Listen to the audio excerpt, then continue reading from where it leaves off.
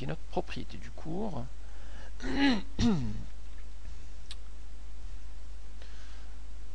Et d'après le cours,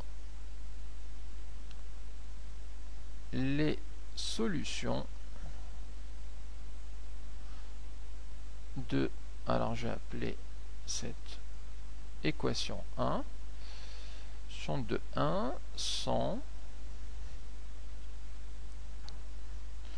donc y de x égale à c fois l'exponentielle de ax, le a étant moins 1,5, donc ça va nous donner moins 1,5 fois x, c'est simplement moins x sur 2,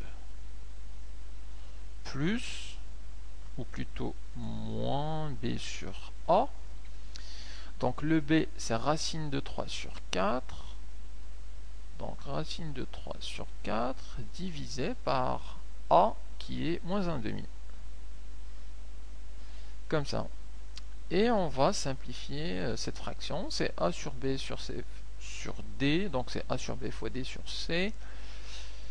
Donc ça va nous donner c fois exponentielle moins x sur 2. Le moins et le moins simplifie. Donc on a un signe plus. Racine de 3 sur 4 fois 2 divisé par 1. Et là, une petite simplification avec le 2. Ici, il reste un 2. Et donc, on peut dire que la solution finale, c'est c fois exponentielle moins x sur 2 plus racine de 3 sur 2. Sachant que le c, c'est une constante réelle quelconque. Alors, comme vu précédemment, on peut nous donner en plus de l'équation différentielle une condition initiale, justement pour trouver la valeur de la constante c.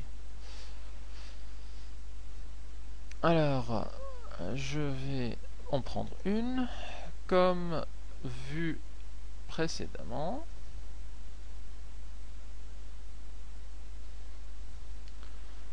Si on ajoute une condition initiale,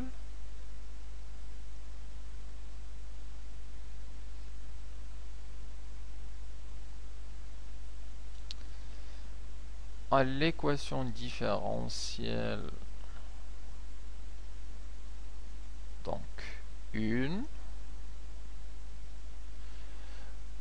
Alors je vais prendre un exemple, je vais prendre G2 0 égale à moins 5. Donc si on rajoute une condition initiale, on va pouvoir déterminer la constante C. Donc on peut déterminer la constante C.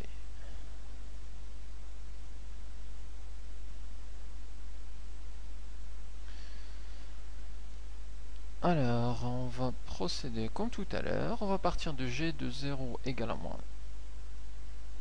5 et partir avec des équivalences. Le G, c'est une solution de l'équation différentielle 1 de cette équation différentielle. Donc, ça s'écrit forcément de cette manière. Et donc, je vais prendre cette écriture et remplacer le x par 0. Ça va nous donner c fois exponentielle de moins 0 sur 2 plus racine de 3 sur 2. C fois exponentielle de moins 0 sur 2 plus racine de 3 sur 2. Et ça doit être égal à moins 5. Moins 0 sur 2, ça fait 0. Donc c exponentielle de 0 plus racine de 3 sur 2 égale à moins 5. L'exponentielle de 0, c'est 1. Donc on a simplement c plus racine de 3 sur 2 égale à moins 5. Je passe la racine de 3 de l'autre côté. Ça nous donne moins 5 moins racine de 3 sur 2 Et on peut éventuellement mettre au même dénominateur ici sur 2, donc ça fait moins 10 moins racine de 3. Et donc on a trouvé la constante C. Donc on peut donner la solution de l'équation différentielle 1 qui vérifie g de 0 égale à moins 5 en remplaçant le c par moins 10 moins racine de 3 sur 2.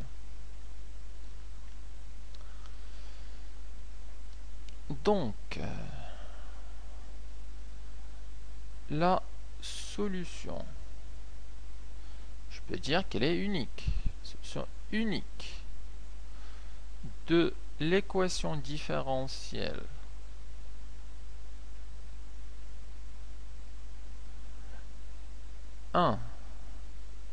qui vérifie la condition initiale g de 0 égale à moins 5 et g de x égale, donc l'écriture c'est celle-là, et je remplace le c par moins 10 moins racine de 3 sur 2. Ça, c'est la constante c fois exponentielle moins x sur 2 plus racine de 3 sur 2. Et là, on n'a plus de constante c. C'est une seule fonction, c'est une solution unique de l'équation différentielle une qui vérifie la condition initiale. Alors, pour conclure cette petite vide, je vais donner ici une remarque, simplement pour comment se ramener à ce type d'écriture, puisque jusque-là, on a vu des propriétés pour ces deux types d'écriture, donc y' égale à y, ou alors y' égale à y plus b. Mais alors, supposons, si on a des équations du type y' moins, ou plutôt plus 5 sur 2 y égale 0. Ou alors y'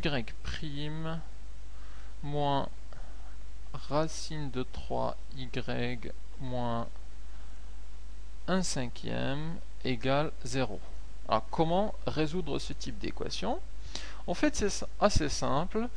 Il suffit de se ramener à cette écriture pour pouvoir appliquer les propriétés. Alors, comment on fait? On fait simplement ici, je vais mettre celle-là ici, je vais passer le 5 demi y de l'autre côté, et ça nous donne tout de suite y' égale à moins 5 demi y. Et ça s'écrit bien sous la forme y' égale à AY, où le A, c'est le terme produit de y, c'est-à-dire moins 5 demi. Pour la deuxième, on va passer le moins racine de 3y et le moins 1/5 à droite. Ça va nous donner y' égale à racine de 3y plus 1/5. Et là, on est bien en présence d'une écriture du type AY plus B, où le B, c'est 1/5, et où le A, c'est le multiplicateur de y, donc racine de 3.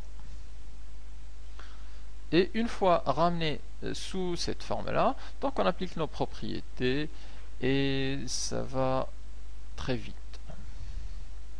Donc voilà pour ce petit chapitre d'équations différentielles.